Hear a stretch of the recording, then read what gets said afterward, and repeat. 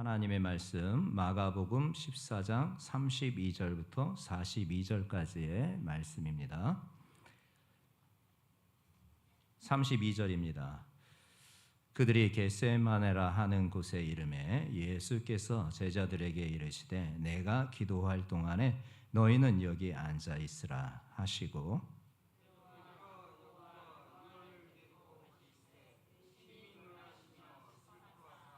말씀하시되 내 마음이 심히 고민하여 죽게 되었으니 너희는 여기 머물러 깨어 있으라 하시고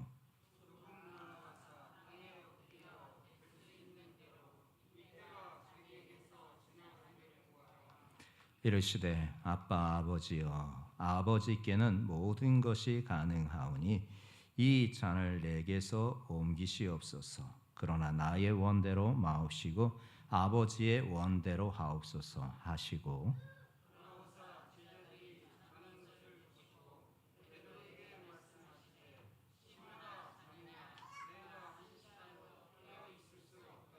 시험에 들지 않게 깨어 있어 기도하라.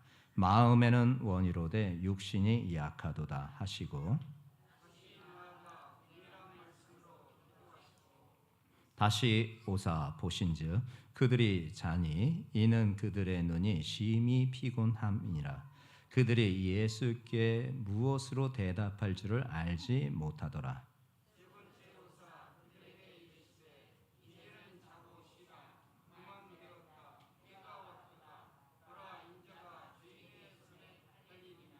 일어나라 함께 가자. 보라 나를 파는 자가 가까이 왔느니라. 아멘. 순종 때론 고통의 길이란 제목으로 함께 은혜를 나누고자 합니다. 여러분 순종이 무엇일까요?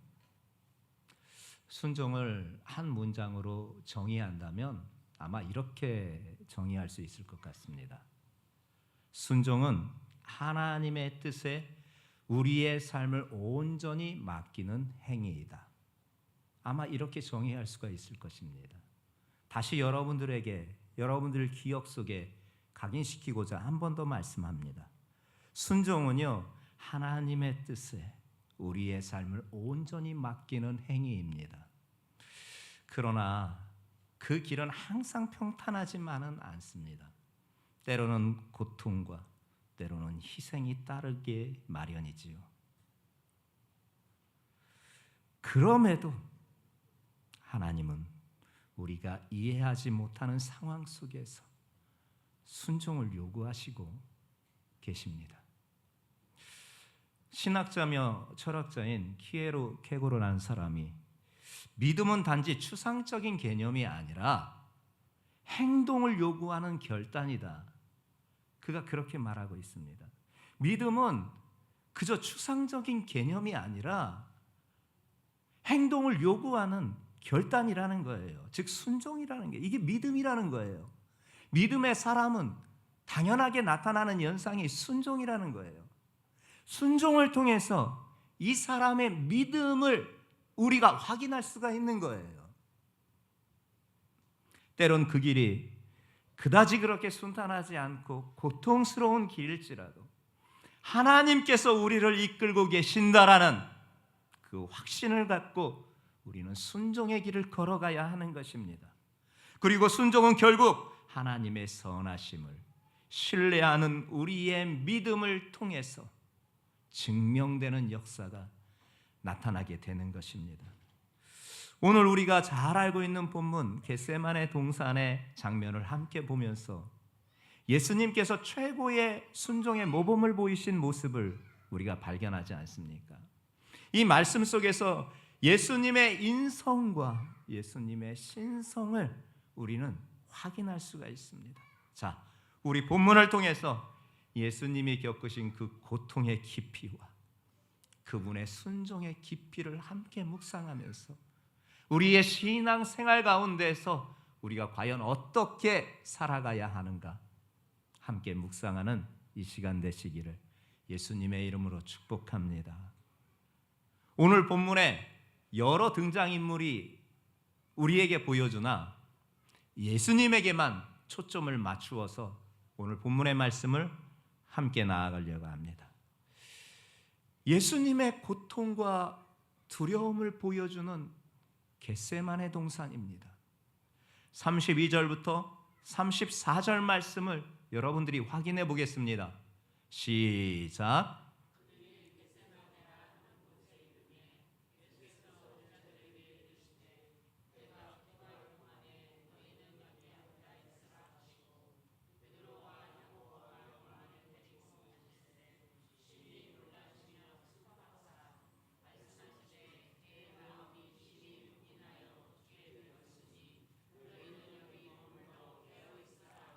그래요. 예수님이 제자들과 겟세마네 동산에 도착하셨습니다. 예수님은 가장 가까운 세 명의 제자들 베드로와 야고보와 요한을 데리고 한 번 더 안쪽으로 들어가셨습니다. 그리고 당신의 속마음을 이 세 제자에게 말합니다. 내가 심히 놀라며 슬퍼한다. 내가 심히 놀라며 슬퍼한다. 이렇게 말씀하시는 거예요. 여기서 심히 놀라다는 헬라어 문장을 우리가 살펴보면요, 극도의 고통과 불안을 표현할 때 쓰고 있습니다. 즉 예수님이 앞에 닥쳐 있는 그 십자가의 고난을 보면서 극도의 고통과 극도의 불안을 예수님께서 보여주셨다라는 것이지요. 이것은 예수님께서 참 인간이시라는 것을 우리에게 보여주시는 것입니다. 예수님은 그 인간의 감정을 가지신 분으로서 그분이 겪으셔야 했던 그 십자가의 길이 정신적으로, 육체적으로, 영적으로 얼마나 어렵고 고통의 길인지를 너무나 잘 아셨기에 감정을 드러내지 아니하시는 예수님이신데 지금 이 시간 이 현장에서 예수님은 세 제자들에게 심히 놀라며 슬퍼하는 그분의 모습을 보여주신 것입니다. 그리고 덧붙여서 예수님이 제자들에게 말씀하십니다. 내 마음이 심히 고민하여 죽게 되었으니, 내 마음이 심히 고민되어 죽게 되었으니, 십자가의 고통, 죽음의 문턱에 이르렀을 이 시간, 예수님이 그 고통을 죽겠다라고 이렇게 표현하실 정도로 당신의 고통을 제자들에게 이렇게 말씀하고 계시는 것을 보게 됩니다. 근데 여러분들, 오늘 말씀은 이 겟세마네라는 동산, 이 겟세마네라는 지역에 우리가 초점을 먼저 맞추려고 합니다. 이 겟세마네라는 뜻은 무슨 뜻이냐? 기름 짜는 틀 이란 뜻을 갖고 있습니다. 이 겟세마네라는 동산, 겟세마네의 이름의 뜻은 기름 짜는 틀, 그것을 의미하고 있습니다. 왜 그런 이름이 붙여졌느냐? 이 겟세마네 동산에서 감람나무 열매를 따서 그것을 기름을 짜는 틀이 있었어요. 기계가 있었던 거예요. 그래서 기름을 짜는 틀이 있다 하여서 이름이 겟세마네라고 그렇게 이름 지어진 거예요. 그런데 예수님은 자주 이 동산에 올라서 당신께서 기도하시면서 하나님과 교제하고 하나님과 대화하는 장소로 이 겟세마네 동산에 자주 올라서 그같이 기도하시는 모습을 보이고 있는 거예요. 그런데 그렇게 평소에 그렇게 자주 찾아 기도하시며 하나님과 대화하던 이곳이 이제는 예수님의 영혼과 마음을 짜는, 압박하는 고통의 공간이 되고 있는 거예요. 여러분, 이 겟세마네가 바로 우리 인생에 찾아오는 인생의 겟세마네를 말해주고 있는 거예요. 감당하기 어려운 고통과 감당하기 어려운 그 슬픔, 어떻게 해야 되는지 알지 못하는 그 두려움, 눈앞에 놓여 있는 그 고통의 순간을, 그 죽음의 순간을 마주대하면서 우리도 느껴야 하는 그 고통의, 그 괴로움의 그 시간, 바로 이것이 우리 인생에 찾아오는 인생의 겟세마네라는 것입니다. 우리의 영혼을 쥐어짭니다. 우리의 마음을 쥐어짭니다. 우리의 육신을 쥐어짭니다. 그 쥐어짜임에 너무 고통스럽습니다. 너무 괴롭습니다. 너무 아픕니다. 아니, 아픔으로 표현하기조차도 부족함이 있는 고통이 수반됩니다. 그러나 우리 이 같은 순간이 하나님과 가까이 할 수 있는 기회라는 것을 잊지 마시기 바랍니다. 예수님에게는 이 겟세마네 동산은 자주 올라 기도하면서 하나님과 만나고 하나님께 기도하고 하나님과 대화하는 장소였다라는 것을 잊지 마시기 바랍니다. 인생의 겟세마네에 고통만이 있는 게 아닙니다. 죽음의 어려움만 있는 것이 아닙니다. 비록 그 현장이 우리 눈앞에 있으나 그것을 통하여서 우리가 하나님을 만날 수 있는 것입니다.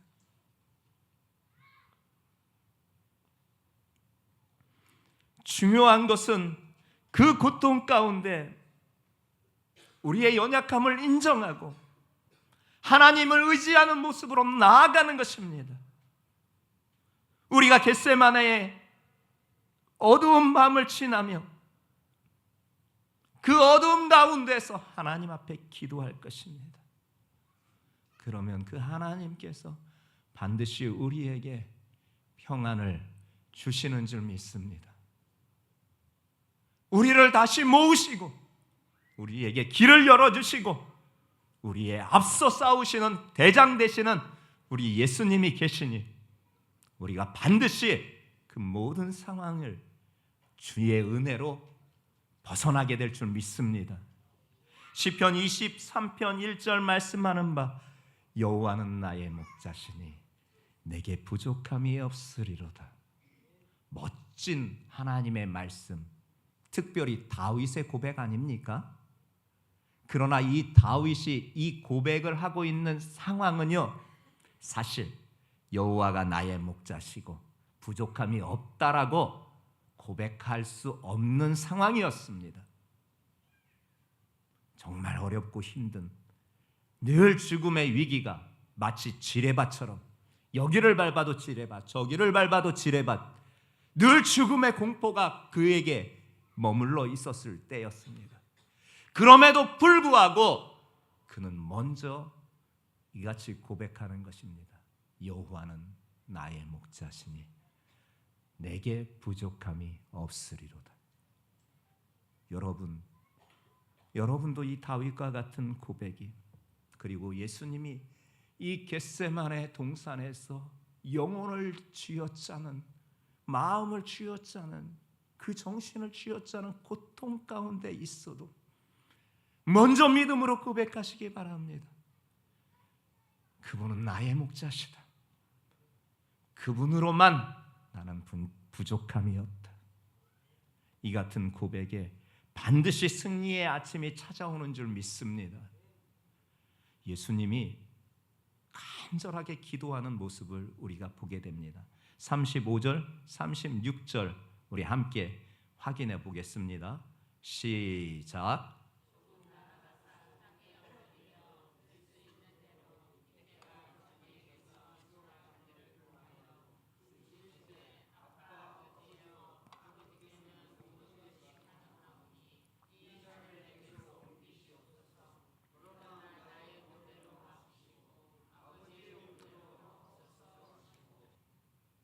아빠! 아버지! 아버지께는 모든 것이 가능하오니 이 잔을 내게서 옮기시옵소서.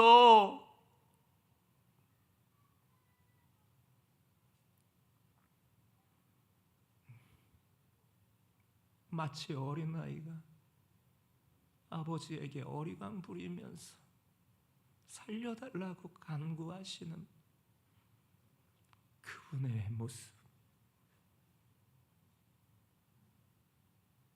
우리가 발견합니다. 얼마나 그 아버지 되신 하나님께 간청을 하고 있는지.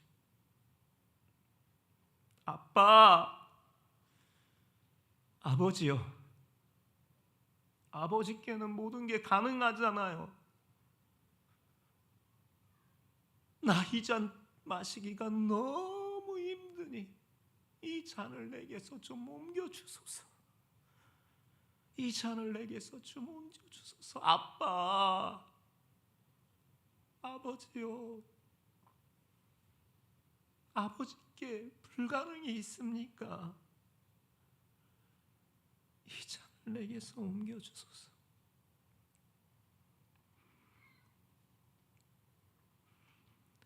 그 고통이 얼마나, 그 십자가의 고통이 얼마나 크신지 아버지 되신 하나님께 이렇게 간청합니까? 여러분도 제가 이렇게 울부짖는 성도들의 기도를 가끔 평상시에 듣게 됩니다. 어느 성도님이 아침에 일찍 와서 하나님 앞에 부르짖으며 간구하는 그 소리가 사무실에 들리고, 그분의 기도를 혹시나 내가 방해할까 싶어 강단에 오지 못하고 사무실에서 방석 위에 앉아서 기도하면서 하나님 들어주소서.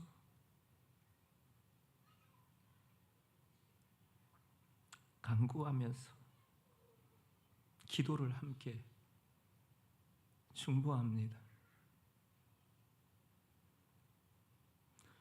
그 십자가의 고통이 얼마나 부담스럽고 얼마나 컸는지, 그 영적인 또한 정신적인 육체적인 고통이 얼마나 컸는지 어린아이가 그렇게 아버지에게 떼쓰듯 아빠 살려주세요. 아빠 살려주세요. 이 잔을 내게서 옮겨주세요. 왜 그분이 그 고통을, 그 잔을 마셔야만 했습니까? 저와 여러분들을 구원하셔서 하나님의 자녀 만드시고 저 천국으로 인도하시려고 그 잔을 그분께서 드신 것입니다. 우리는 그 은혜로 살아갑니다. 그분께서 그 잔을 마셔주셨기 때문에 내가 하나님의 자녀가 되었고 천국을 이미 얻어서 이제는 그날을 소망하면서 믿음의 여정 갑니다. 그런데 보세요. 예수님께서 그 기도 말미에 그러나 나의 원대로 마옵시고 아버지의 원대로 하옵소서. 이 구절은요, 순종의 절정을 보여주는 거예요. 내 의지하고는 상관없어요. 내 의지는, 예수님의 그 마음은 이 잔을 들지 않는 게 그분의 마음이셨어요. 그런데 내 마음과는, 내 의지하고는 상관없이 아버지의 계획 안에서 나를 통하여서 이루시고자 하는 그 일을 위하여서 아버지 뜻이 이루어지기를 소망하시는 예수님의 모습을 우리가 발견합니다. 고통과 두려움을 솔직하게 고백하신 그 예수님, 그럼에도 불구하고 자신의 뜻, 자신의 마음이 아닌 아버지 하나님의 뜻과 마음을 따르는 그분의 순종, 하나님의 구원 계획을 완수하기 위한 완전히 내려놓으심, 바로 그것이 예수님이 보여주신 모습인 것입니다. 고난과 시련의 순간 우리는 우리의 인간적인 약함을 솔직하게 아버지 하나님 앞에 고백하십시다. 그러나요, 궁극적으로는 하나님의 뜻을 신뢰하면서 당신의 뜻이 이루어지기를 간구하는 우리 성도들 되시기를 예수님의 이름으로 축복합니다. 때로는 그 잔이, 내가 들고 있는 그 잔이 독배같이 보여요. 독주같이 보여요. 마시면 죽을 것 같아요. 그럼에도 이 잔을 내가 들기를 원하시는 그분의 뜻이 있다면 그 뜻에 순종하여 마실 때 그 독주는 성배가 되는 줄 믿습니다. 그리고 하나님의 놀라운 은혜의 역사가 그 순종에 펼쳐질 줄 믿습니다. 더불어 말씀하시는 바가 있습니다. 마지막 부분을 우리가 보려고 합니다. 예수님의 결단을 우리가 확인할 수 있게 됩니다. 41절부터 42절에 있는 말씀입니다. 확인해 보겠습니다. 시작.